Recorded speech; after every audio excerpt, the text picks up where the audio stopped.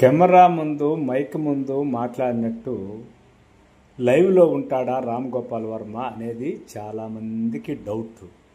నిజంగా ఆయన పర్సనల్ లైఫ్లో చాలా క్వైట్గా ఉంటాడని కూడా కొందరు అంటారు. మరి ఎందుకండి ఈ పబ్లిక్ లైఫ్లో ఇలాంటి స్టేట్మెంట్లు, ఇలాంటి మాటలు?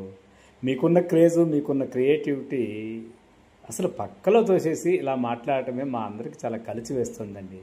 ఎందుకంటే మేమంతా మీ అభిమానులు అయితే నాకేంటి తొక్క అంటే మేము చేయగలిగింది కూడా ఏమీ లేదు. నా లైఫ్ నా ఇష్టం అంటారు. ఎప్పుడో నా ఇష్టం అని టైటిల్ పెట్టారు కదా, అంతే. దానికి మేమేం చేయగలగాలి? కాకపోతే సమాజము, పబ్లిక్ ఒక రెస్పాన్సిబిలిటీ ఉంటుందని ఆశపడతాము. మీరు అది కూడా కాదు అంటే మేము చేయగలిగింది ఏమీ లేదు. మేమైతే ఉన్నాంలే, చాలామంది ముసుగులు వేసుకునేది ఏదో కూడా మాట్లాడతాం, నువ్వు ముసుగు చించేస్తావు. కానీ ముసుగులు కూడా కొన్నిసార్లు అవసరం కాదనేదే మా బాధ, వేదన, ఆవేదన.